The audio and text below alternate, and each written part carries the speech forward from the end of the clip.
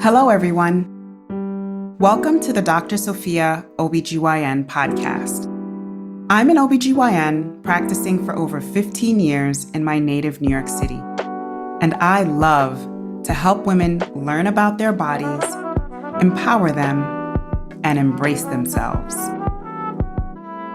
On this podcast, we talk openly and with heart about all things affecting women, from pregnancy, menopause, periods, sexual health, fertility, and so much more. Disclaimer: this is general medical information based on my professional opinion and experience. For specific medical advice, please refer to your physician. Hello, everyone, and welcome to the Dr. Sophia ObGyn Podcast. I am so excited. Woohoo! I know, I'm always so excited, but no, for real. I'm so excited today because we have a guest, and it's a guy. It's a guy. His name is Richard Wison. We call him Rich. And he is actually near and dear to my heart because he is the husband of a good friend, a patient. He's here with us to share his experience of seeing his wife go through perimenopause and what that has meant for him, his wife, and their relationship. And I'm just so honored that he's willing to be here today in order to share his experience, because I definitely feel like that part of the story is missing in the understanding of how significant perimenopause is, not just to women, but rather to everybody who is in touch with them and all of their relationships. And so without further ado, as always, I am here with our co-host, Touseef Mirza, good friend and always here for you, our community, here on Dr. Sophia ObGyn Podcast. Well, thank you for that warm welcome. And I think we're really excited to have this conversation because we've had a few of the podcast episodes on perimenopause, menopause. I've talked about my menopause journey. You have talked about your perimenopause journey, but I'm still on it. He's definitely still on it. But it's also really interesting to see it from a men's perspective, especially when you have like a committed relationship and how that actually impacts the whole interaction between two people and the relationship and how can we actually help each other grow. So I think that this is not just for the women, but it's also for the male. It's for everybody. I just like to caveat and say that we understand that a partnership with a woman doesn't necessarily mean male, female perspective, but this is just the one that we're bringing to the table. Partners can be two females or whatever that partnership looks like. For us right now, this is just how we're bringing it to you. But I think that the information really can be generalized even in other circumstances of what people are going through. So, Rich. Yes. Hello. Welcome to the show. Welcome to the show. Thank you for having me. Thank you. This is, I'm glad you actually considered me. I'm actually not an expert on this at all. I just want to put that out there as a disclaimer. But as you mentioned, it was a journey, right? So I'm on the journey as well, and it's still ongoing. So I'm just kind of learning as I go. And if somebody can get some benefit from that, then I'm happy to share. So. Yeah, well, it's the reason why we're here in general. And as far as the podcast, it really is to just bring information more than just on one-on-one, right? We're able to bring information with the use of social media and bring it more to the masses. So that way people just don't feel alone going through this process. And just to kind of bring it home again, you know, this is the Dr. Sophia ObGyn Podcast, and we have spoken a few times for sure on what is perimenopause and menopause. But just to bring it back to light, perimenopause being the transition that women go through when things start to change, especially their hormones, leading up to their final menstrual period. And then a full year after that final menstrual period is when we consider them to be in full menopause, when they've stopped having a period for at least a year. So just to put it a little bit more concrete context, when we say women are going into menopause, which means you've stopped your period, that is the average age of 51.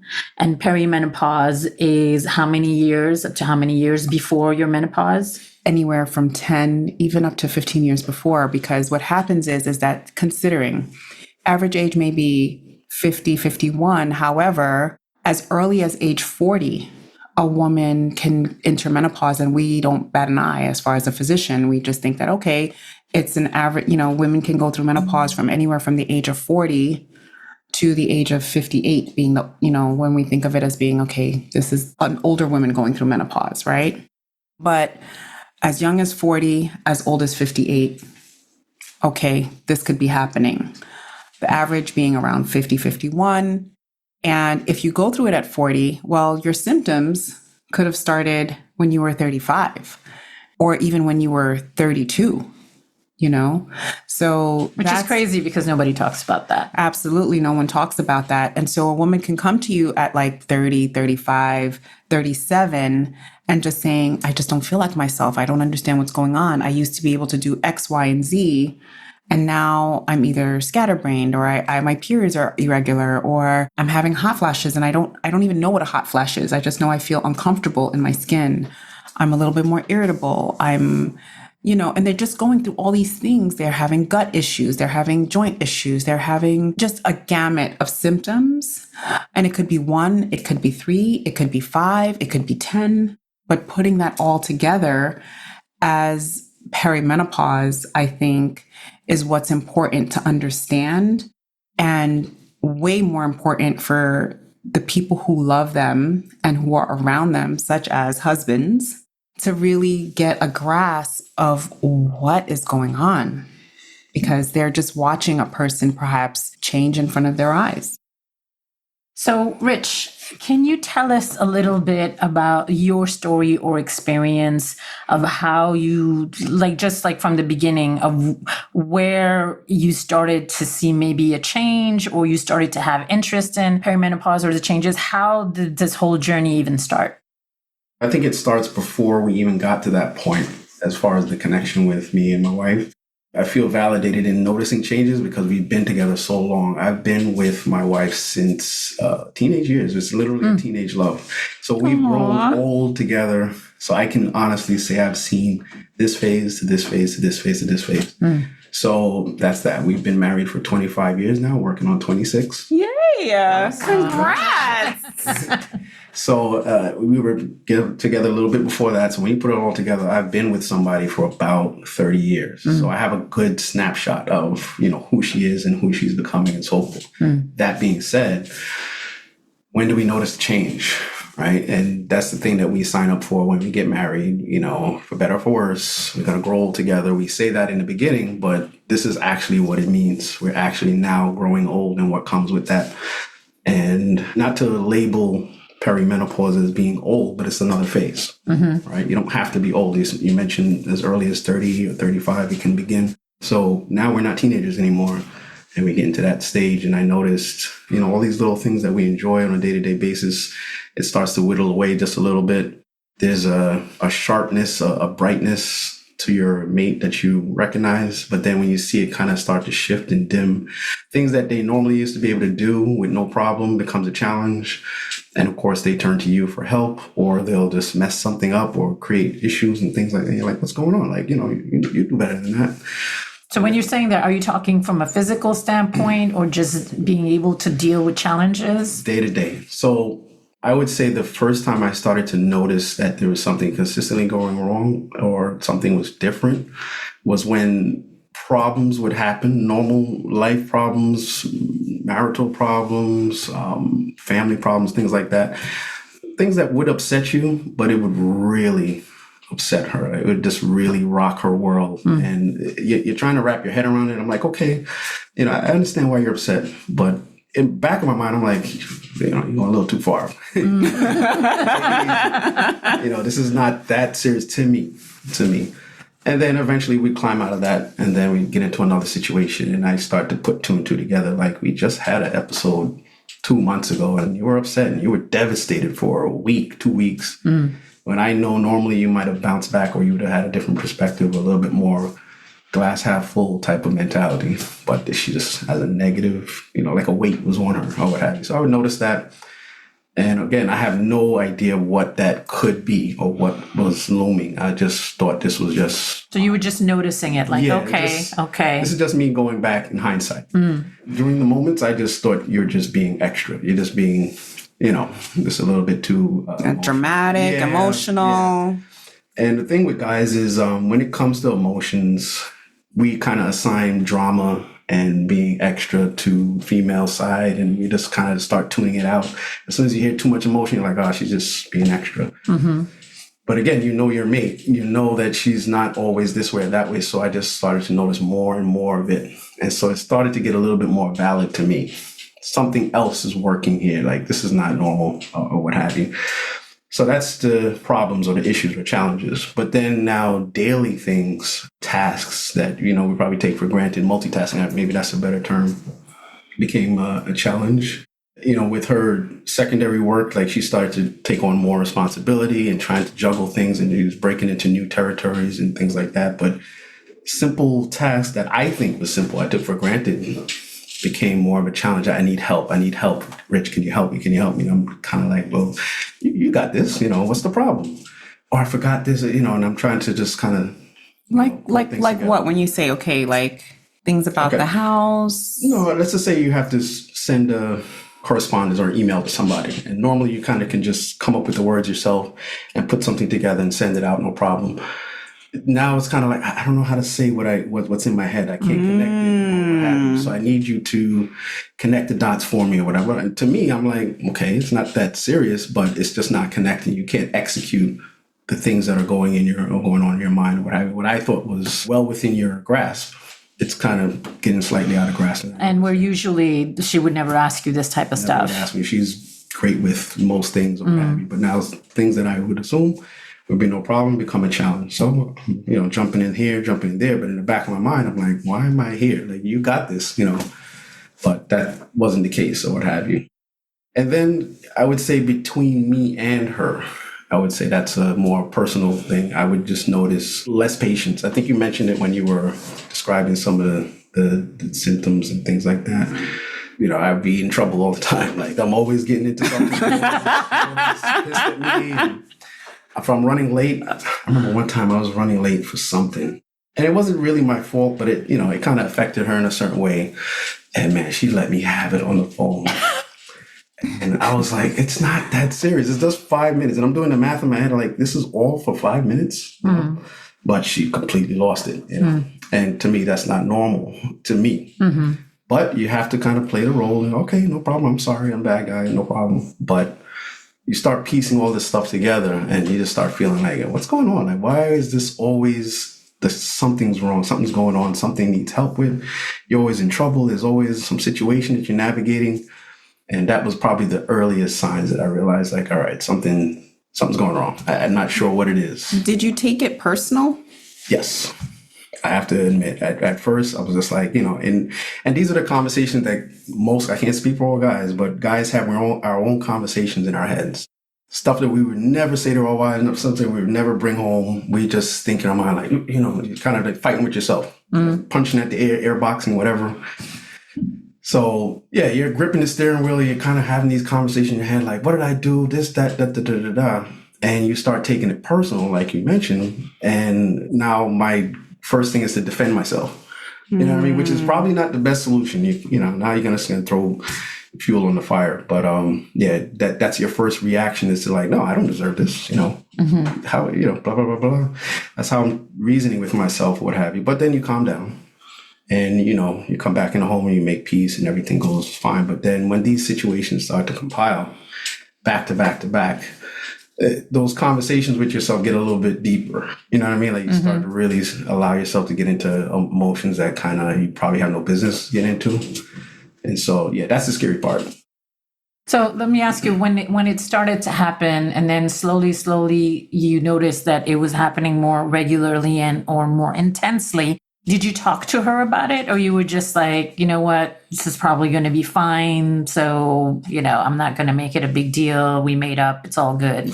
made up, it's all good. That's kind of my default. I'm always kind of like just trying to like, all right, that was that, and put it behind me. It takes a lot for me to kind of sit down and pinpoint something because I'm a type of guy that likes to have all my ducks in a row. So if I don't know what I'm saying, I'm not going to say anything. I did not know what I was saying. So I was just like, all right, I'm just going to leave it and hope for the best. Maybe next week, maybe next month will be a better month or what have you. And it probably was. But then we go right back. And then now you start noticing a pattern or a cycle. Now, I kind of associated, if I could associate the behavior or the way it was manifesting, I would associate it. I guess the closest thing would be to PMS.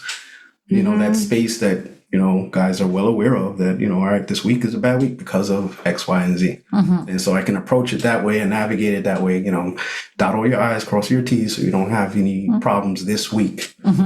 After this week now, we should be going back to normal. The 3 other weeks, we should be fine. Right, exactly. right. We'll give you a grace for 1 week out of the month, but no problem because we totally understand what it is. Everybody knows, etc. Women get their period, and there's a time for not all women, but certainly a lot of women experience what we call premenstrual syndrome. And during that time, it can be very jarring for some women and their partners that they have to experience just not what's going on in their bodies, in their minds. And also, we always forget that it's PMS. I forget too.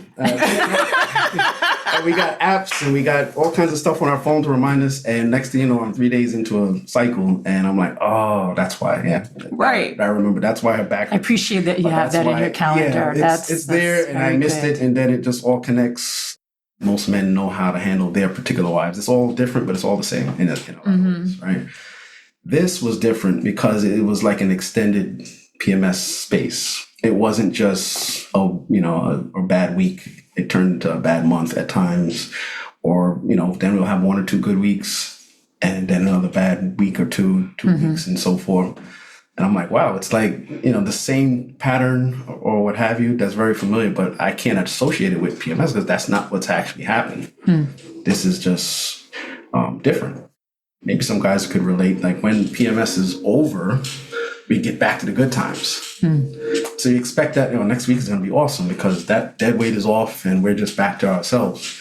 And then we would never get back to ourselves. That Monday, that Tuesday, when everything is done, it's like it's kind of the same thing. But nothing changed. Nothing changed. It's just like, okay, I can go through this week because I know on the other side it's going to be great. We're still here. But that doesn't happen. Still here, yeah. So again, in hindsight, I had no idea what this was. I just kind of looking back, and those are some of the thoughts that I have. Like, what's really going on? And it's a scary thing when you come home and you're not sure what version you're going to get. And you can tell right away from the hello or the greeting that something is like, okay. Today wasn't a good day. Yeah. Okay. It might just be talking to you a little bit short, or at least in my case, the conversation is nothing dramatic, but it would just be very transactional. Hello, you'll do this, sit, kind of like what have you. And you don't really have a lot to say. You might try to do a little this, a little that, and it doesn't last. It just kind of like fizzles back out to that default. So, yeah, that was probably one of the biggest red flags. Just that was the change that you would start to notice over time. That you felt like you weren't having the same kind of just happy conversations, or just like you said, kind of talking to your best friend about how things go. Yeah, and it just lasts long. We're all used to that. Not everything is happy-go-lucky all the time. We get it. We have bad days, bad weeks, and then of course you add the PMS component to it, so it's not always a great time. But we started having more bad times than good. Our ratio was off. It used to be the other way around, and then it started to tip the other way. So that was alarming. And when you say alarming, is it because you? Like, how alarming was that for you? Were you just like, okay, I think we're going to be able to get through this patch eventually? Or was it like more concerning to you than that in terms of your connection? So because there was no this to attach it to, or to call it a patch or temporary, it became the norm. Like, this is now who she is, and this is who we are now. And that's scary because, again, this is somebody that I've known since as a teenager, right? And now I'm at a certain age, there's expectations. We just hope that things are just going to move a certain way. And it's scary that what if that's all gone, and that's it. And this is all we have going forward. This is who she is now, or it's something I did, or she doesn't love me as much as she says she did, or she thought she did, or I thought, or something else has changed that I'm not aware of. So without anything to point it to say that, all right, this is just a rough patch and there's some type of end in sight. It feels like the new norm. Yeah. And the new norm is scary. That was scary. That was, more than I would probably admit to her. But yeah, it was scary for me because now it's like, what am I going to do? Because these are things that you depend on. You depend on your mate to make you feel a certain way. And then you expect also to be able to help her to come out of certain spaces, and then you get to a point where there's nothing you can do. Mm-hmm. So that helpless feeling, meaning that I can't really, flowers or this or that, or just going out to dinner and we kind of, whatever, it's still not that, and guys like to fix things. We like to kind of just make it right. Mm-hmm. And when you realize you can't beat this one, that's scary, for a guy, because I didn't have the answers, for that situation. I think it's so important what you're saying because it literally can change the dynamics of a relationship. And then some people like you, still stuck in there and said, okay, no, we'll keep going. But there might be certain relationships where they say, well, I can't deal with this. Is not what I signed up for. Or they think something else is wrong that is completely out of their control and they don't want to be part of that anymore. So I think it's so important to have this conversation to realize that it's actually fixable versus just throwing in the towel and say, well, I can't fix this. Yeah. I think it's important for us to bring in a few just things to understand about women in midlife and just midlife in general. This is actually the time when people do get divorced more often. This is also the time when women tend to experience depression and even suicide, between the ages of 45 and 60. And I think it's important for us to understand that this going through perimenopause and how it changes relationships is so important, and why I'm glad and so really thankful, Rich, that you were willing to come and talk to us about this, because I think that there are couples who are going through it silently and thinking that they just have to accept whatever is the quote unquote new norm. And that new norm is scary. I think there's a cause and effect aspect too, because now that I'm looking back, she's in a state of confusion also, not knowing why I'm not who I used to be and why I can't connect all the dots, and why I'm having these issues. Why am I always kind of annoyed or whatever it might be? I'm also in a state of confusion. And then if I react to it the wrong way, it can cause her to double down in a negative way regarding whatever she's dealing with, vice versa. I also double down, and now we just start growing apart, little by little. It's like a vicious circle. Yeah, because at least at this stage that I'm referring to, no one knew what we were dealing with. So there was no, all right, let's come up with a plan. Now it's just, this is my new norm and this is your new norm. And now I'm reacting to you, you're reacting to me, and become very reactive. And like you mentioned, a lot of times I think if there's no education or people aren't aware of what's really happening, you take it personal. And what do? You go and self-soothe somewhere else, or you look for something else to kind of make yourself feel better because you can't find it at home on both ends. Of course, that could be detrimental to a marriage or a committed relationship. So I'm pretty sure if this information was more accessible, a lot more marriages would have kind of stuck it out. Been able to kind of really weather the storm. Yeah. Mm-hmm. So at what point did you actually started to pinpoint that this was perimenopause? I think I saw a commercial, and this is getting a little foggy, and I don't want to say anything specific, but I believe I saw a commercial for some type of treatment. I don't know if it was a pill or whether it was some type of treatment, but whatever it was, the commercial was articulating my wife to me. It sounded like, yeah, I know exactly what that looks like. I know that, and this, and so forth. And it just caused me to kind of just drew my attention or what have you. And whatever it was that they were advertising, I went looking for it in a drugstore to see if maybe this is something, because we skipped past the hot flashes, which really began to become an issue. That was probably the first thing that kind of like made me feel like this is something that we could treat or deal with. Everything else was more emotional based and situational. But hot flash, I was like, I know what hot flashes is. You know, guys were just dumb, but I heard hot flash and I associate that with menopause. I'm like, all right, maybe we can do something about that. I'm not connecting all the other dots, but that sounds like something we can fix.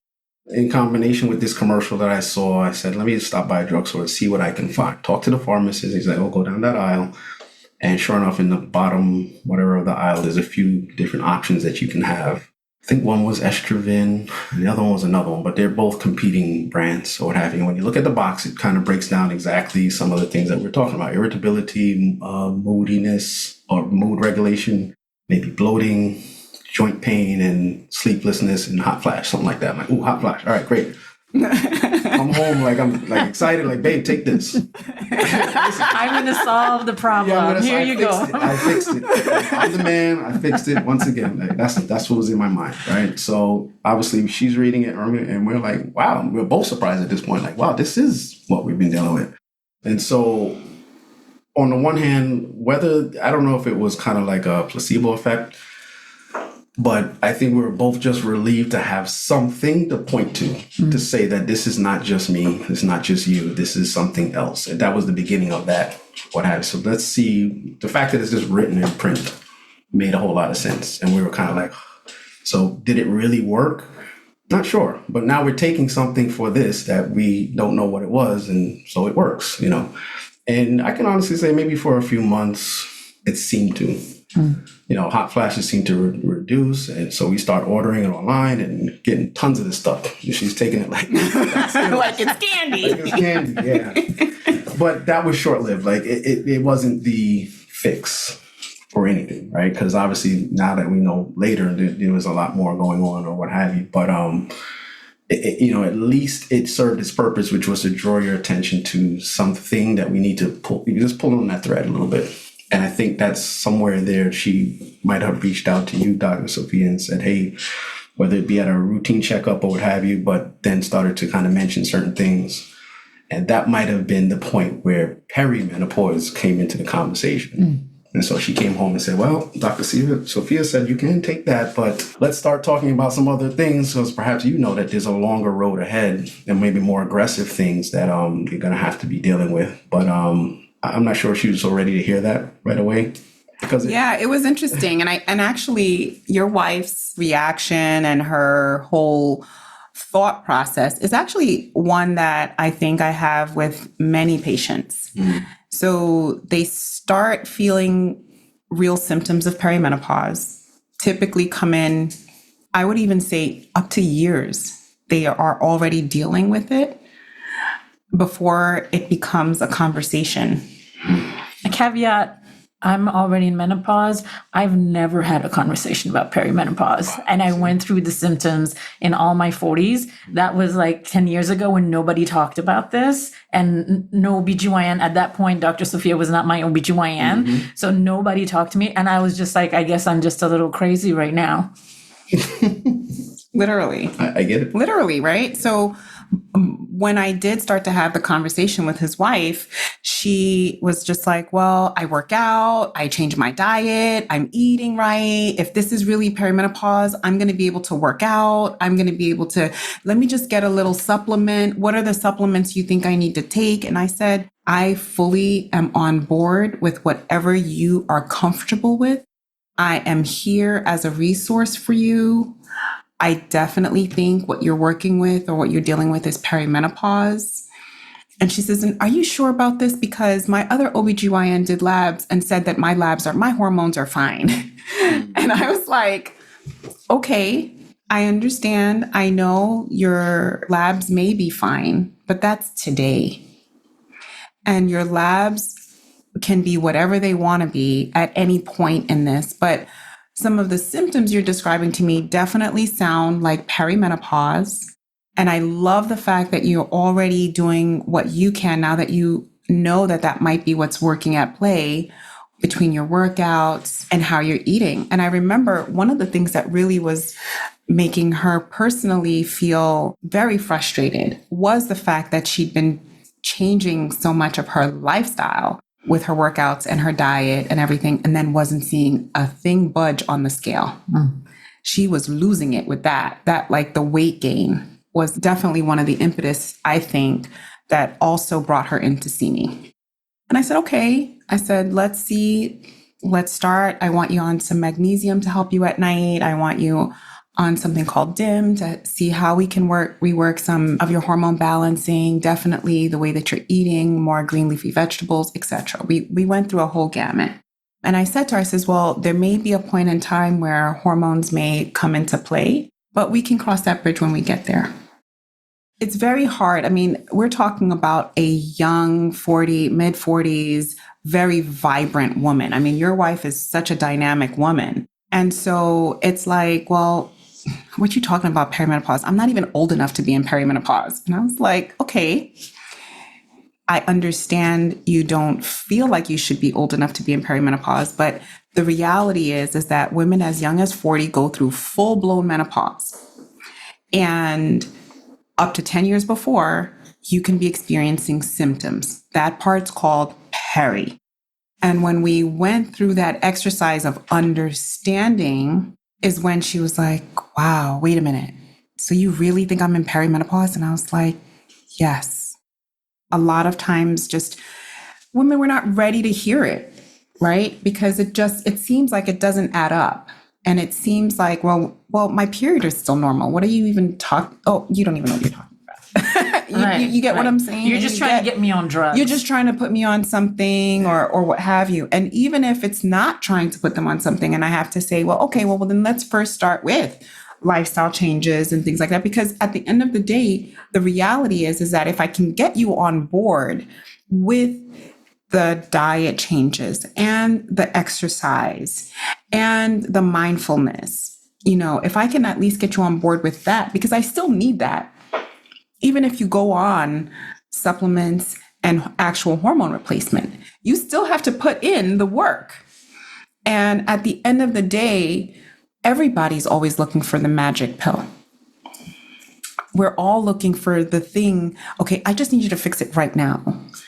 And unfortunately, because perimenopause in and of itself is a dynamic thing, it doesn't just, okay, I treat it with this thing today and then it's gone tomorrow. It's over time.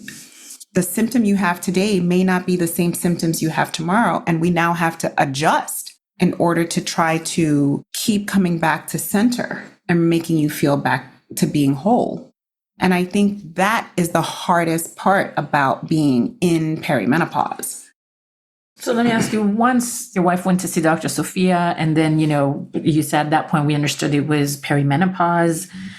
Was that a relief? Yeah, big time. We were both like, it started with that little box that we were reading the symptoms, like, all right, this is not just me, this is a thing. And then obviously now a doctor confirmed it. Like, yeah, this is a thing. And it is, despite your age and everything else that you're doing, this is actually a thing for you. And she came home very excited to tell me everything that you discussed or what have you. She's like, this is what she said, and blah, blah, blah, blah. You should come with me next time. So it was a whole big teamwork that, whether you realize that I'm a silent partner in the background or what have you. And she's telling me everything that you guys discussed or what have you. And it's kind of like a high five. I'm like, okay, we have something to work on. It's like a flashpoint moment where we have a thing that we can now team up against. And that helped. And everything was processed through that lens from that point forward. So I would love this for other relationships, other couples, other marriages, for them to have that moment where they're not attacking each other or looking at each other in a personal way because of this, but they have that realization that there's something else working against them, and then they can team up against it, and work together to at least deal with it. Because once you get to menopause, perhaps that has its own challenges. You mentioned from your last period, you have to go 12 consecutive months without a period, right? So we're in a phase now where every time she does get a period, we're like, oh. Still not happening. We gotta reset the clock because we're at least trying to get to that next phase. And there's less changes, You know what I mean? Up and down. Is it this? Is it that? So I know it's a long period. It's 5 years, 8 years, however long it is. But when we get there, that's going to be a great day when we just say, all right, that's over with. Now, what's the new challenge? And that's what it means to grow old together. Like, there's always going to be challenges. And my challenges is coming up next. I'm not young either. So men have their own challenges and phases that we're going to go through. And I'm going to need her the same way. You know what I mean? So we're anxious to get past that. When we get past that, we're going to deal with what comes next and then make room for me and my changes when I get to a certain point and what have you. And that's what marriage is about, just kind of riding the waves and getting through phases and chapters in life. But this is an important one to talk about. So one thing I wanted to ask you, because, when you were talking about before, when you didn't know what was going on, but you were both of you feeling the effects of it, you talked about like literally putting in question the relationship and being scared about it. Once you knew that it was perimenopause, what was your emotional reaction to it versus how it was before? It sounds weird to say, but it's the truth. Like, I really felt sorry for her.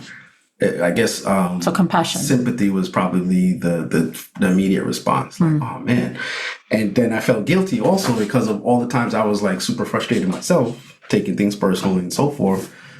And it's like, oh man, it's all because of something she couldn't necessarily help, It's out of her control. Right. So then my heart sank regarding that as well.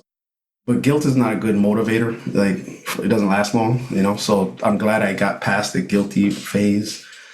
Sympathy is another phase, but then now just understanding is probably the best emotion because I get it, and that doesn't make it easy.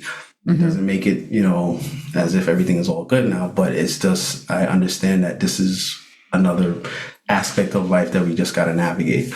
And in the smallest to the biggest of ways. So it could be, like I said, the same little tasks and little this, you need help with that or what have you. All right. So then I got to lighten my load to be available for whatever might be needed that I might not have had to get involved with before. I got to do it now. Kind of get ahead of things, try to put out fires before they start. Put gas in the car before, she has to find out that there's no gas because she forgot to tell me and this, that, and now, you're getting a phone call and I need it. Whatever it is, make sure this is taken care of. Make sure that is taken care of. You already know where the flashpoints can be. Try to get ahead of it. And it takes more effort for me, but I really appreciate her because she's very appreciative. Sometimes women don't vocalize that you really got me through this week or this day, or if it wasn't for you.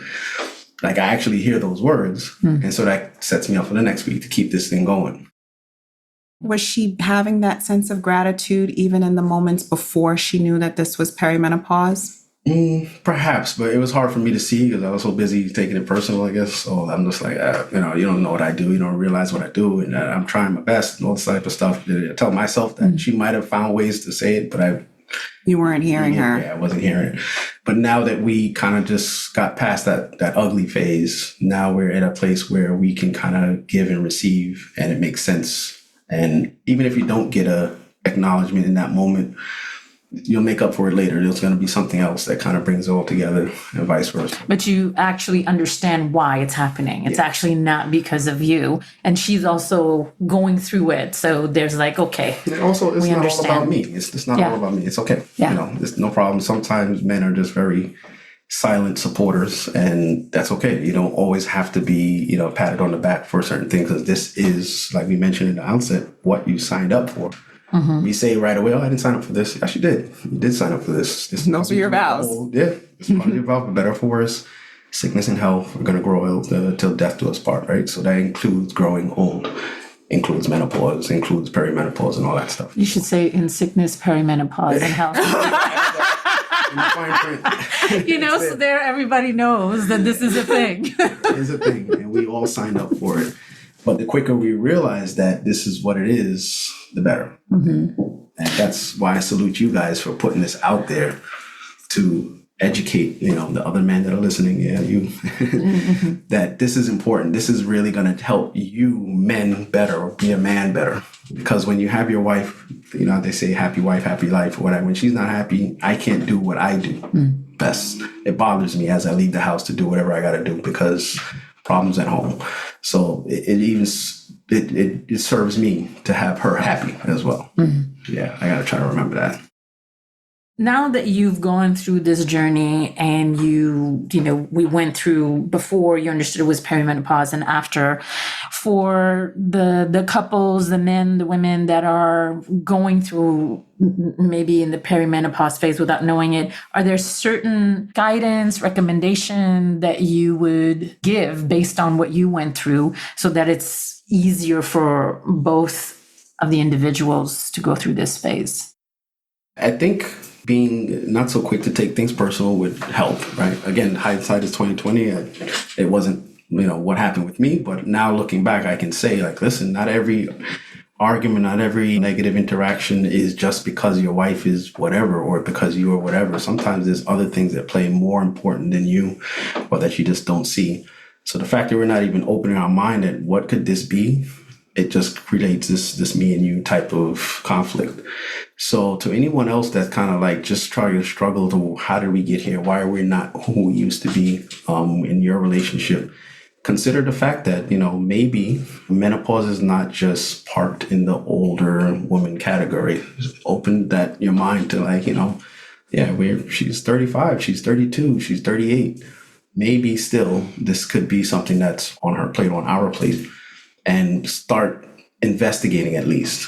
Of course, you can't blame everything on perimenopause. And that's like a blanket statement. Yeah. Well, I'm on perimenopause, so take whatever. That's not, if you have relationship problems before perimenopause, you're going to have that plus perimenopause, right? So that's not a fix. But it could be a key component to understanding where you're at, or at least take that off your plate and deal with other relationship issues, which we all have. And leave that or what have you. But you have to at least open your mind to that. And without the education, I would have never thought of it. I would have never considered it. So it was funny because I remember, his wife calling me and being like, listen, Rich is like, did you call Sophie? Sorry, Sophie. I talked to Sophie, like, please, what did she say? That's where we were at a certain point. Yeah. Where, as the husband, he was the one who was really pushing her. And I remember this, of him really being the person who was like, did you ask her this? Did you ask her that? Is this something that's a part of perimenopause? Is the things that have changed even with us intimately, does that have anything to do with perimenopause? Like, so many questions. And I think probably not enough people recognize, as far as the men are concerned, that just doing that is actually showing a lot of support. Yeah. Yeah. Because, we are worried about a lot of things as men, and we worry about our cars, and we worry about this and that or the house or what have you. And we will do all the research for those things. We'll be on YouTube all day and Google and so forth to find out the stuff that we care about. And we'll have it all figured out. But then, the person that you committed to, it's like you figure that you're on your own with that. Mm-hmm. Well, if you claim to care about her the way that you do, as much as these other things, then you'll put the same energy into, doing all the research and the homework and the this and that or what have you. And for guys, it serves us a lot to have things kind of like spelled out. We don't, we run from emotion because it kind of doesn't connect with logic a lot of times. So when we see something logical and it makes sense to us, then we gravitate to it. Emotions, I don't want to hear about all that. That's just whatever. But when it's logical and it's spelled out for you, it starts to make sense, and then we can cling to it and kind of run with it. And I know that helped me because when it started to make sense, now it's something I can kind of run with. And then I started that. So that logical part was essential. For guys, it's more essential than I think. Women are more concerned with how they feel. It doesn't have to make sense. That's just how I feel. But guys are like, well, what happened? What did she say? What's the diagnosis? Is there this, that, da, da, da? Okay, that starts to make sense. And then, you can kind of add both together because how you feel is important, but also what is happening, what's not. The black and white of it all is important. You put the two together, you got a nice, little recipe for a solution. When you were going through all of this before the perimenopause was actually coined, did you talk to anybody else about it, or to your guy friends, to the family member, like anybody? No, I'm guilty. I'm definitely kept it all in. I know that's the worst thing to do, but there was no safe space, I should say, for that. And that's a different conversation, different podcast, why guys don't talk about anything. But because of that, something going on at home like this, we're not going to. It's okay, Rich. You're here on the podcast that's going to go out to millions of people. Trust me, my coworkers that see this, they're gonna trash me. Or thank you. Thank you. Yeah, for sure. Yeah, I'm sure. Like I said, for me, part of the reason why it was so important for me to do this, a gentleman that I know through other friends who reached out to me and said, I need help. Can you explain to me what is, and I don't mean to be explicit here, but he's like, can you help me with this menopause shit? Literally. And this is someone that I don't know all that well, but he said, hey, I saw your post and I think my wife is going through whatever, perimenopause, menopause, I don't even know, but can you explain some stuff to me? And that really was the true impetus. Yeah. And I'm just so proud of him even for reaching out to me. And then, of course, that's what made me reach out to you, Rich. But I definitely think that this conversation we're having is going to land with a lot of people. It is out there because I was just scrolling through TikTok maybe last week, and there was a parody of a bunch of guys, middle age, you could tell they had a little gray hair, and they're just dancing in the street. And whatever the caption was, it was related to, I don't know, guys dealing with perimenopause at home. And we're just happy to get 5 minutes of peace. And that camaraderie between 4 or 5 guys to make a post about it means it kind of just shows that it is getting out there. Guys can even laugh about it. Like, yeah, we're all doing it. We're all dealing with it. But why I didn't have anybody to speak to, I'm not sure. I wasn't ashamed of it, but, it's something that you just kind of put on your shoulders and you're like, I'm going to deal with it. You keep it private. I don't know why I didn't reach out to anybody, and I don't think anybody would reach out to me. Interestingly, my wife, after she began to put 2 and 2 together, spoke to one of her friends and was able to recommend some stuff. And now they had that aha moment that, all right, maybe this isn't, the new norm or what have you. Her husband circled back to me later on and was like, yo, God bless your wife for, saying this and saying that or whatever. Things are better and so forth. So it broke the ice. Maybe I wouldn't have approached him, but he found a way back to me. And somehow the guys had that moment of, we didn't articulate a lot, but it was just a lot said in that deep breath. We took a handshake and it was just like, yeah, I know, bro. So it was like a boomerang effect through the women. Yeah. So the women talk. Yeah, we always do. That's true. It came back around. And one thing I did tell him though, but it's like we started in a conversation, it's a journey. Mm-hmm. So I think he was at the estrogen phase, the little box that they sell at the drugstore. And that had some effect. Mm-hmm. And I remember that phase when we thought that was it. We're good. And I'm like, that's not it. Sorry to burst the bubble. I was there. I remember the elation that I felt that we're going to fix this thing. Just start the conversation now. So you did say that to him? I did say that. Okay. Yeah. All right. Thank you for the level of openness in which you're talking about it. I think that this is really good, not just for the men, but also for the women. Yeah, absolutely. For everyone. Is there something that you would like for people to get out of this? If there was like one thing, whether it's for the male or the female part, or even the relationship. Remember your vows. Remember why you're here. Don't forget that part. Now, not everybody's married. I get it. And partners look different. It's not always the same traditional sense. But if you're committed to somebody, you can't bail out when things get tough, right? And when it comes to guys, yes, we're not as complex in a lot of ways as females are, anatomy and emotionally and everything. But don't forget, your turn is coming up next when we're not going to be 100%. I don't know what they call it, something else, right? And guys go through their midlife crisis and we have our issues and so forth. And then we're going to look to our partners to be understanding. We're going to look to them to support us and to fill in the gaps. Behind every man is a strong woman. They do a lot behind the scenes to make us look good. I love, this is what we signed up for, right? This is the commitment. So this is part of it. I just wanted to broaden this a little bit more. I think it's amazing to have the partners, the husbands, committed individuals together. But for the women who are single, who are going through perimenopause, I think our girlfriends can also, like, if you're seeing one of your girlfriends that all of a sudden is changing, that we can also provide that level of support to each other. Absolutely. I think there's so many layers to this perimenopause conversation. I know that, Rich, one of the things that you mentioned was the fact that, you know, how your wife is also professionally. And at the end of the day, most women who are in their mid 40s, they have now become the most experienced person in the room, right? They are at their professional highs and going through this. So the relationships that they're having are not just the ones at home, but it is the ones that they're having in the office. It is the ones that they're having with their children. It is the one that they're having with their aging parents and their family and relatives.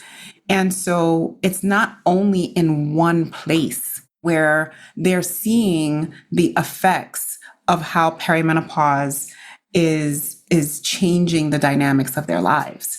And so I do think the beauty, though, of having a partner is when you have the partner that is the person who's your fallback person, who you do have that safe space with. And if you, for those women who don't have partners, it's for sure our girlfriends. And even if we have partners, because women, we know how to talk to each other. We know how to be in community with each other, in a sisterhood with each other. And I definitely think that that is incredibly important when we are going through this particular phase. The problem is that we're all in the same boat, right? We simply don't know what's going on. And the fact that your wife was able to at least help one of her friends, and then her husband came back kind of like full circle to be like, hey, man. Simple conversation was all it took. And, you know, the person kind of, you know, just ran with it. Obviously, they did what they had to do. But it started with the conversation. It started with just admitting that, hey, this is what's affecting me. How about you? Yeah, you know what? We have that in common. And there's safety and there's comfort in that, knowing that somebody else is dealing with the same exact thing. I really hope this starts conversations. Agreed. Yeah. Agreed. Rich, we are so thankful to have you on the show today. This conversation, it's not the first. It's the first, I should say, and we hope that it's not the last that we have on how perimenopause can affect partners and men, and of course, the women. We are just so grateful for your level of honesty and vulnerability here today with us. We appreciate it. And I'm sure there are many, many men who are going to listen to this podcast, and hopefully they get a chance to take some very valuable information and at least not feel alone. I'm just really glad you were here. Thank you. Thank you for having me. This was very fulfilling on my end as well. So when I leave here, I'm going to feel like, I accomplished something today. I did something that is definitely going to help people that I don't even know. You sure did. I hope so.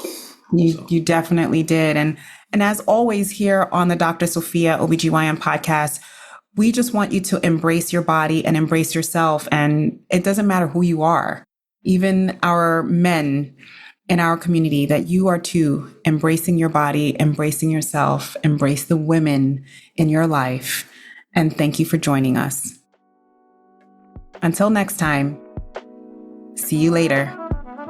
Bye. Bye. This is general medical information based on my professional opinion and experience. For specific medical advice, please refer to your physician. Until next time, embrace your body, embrace yourself.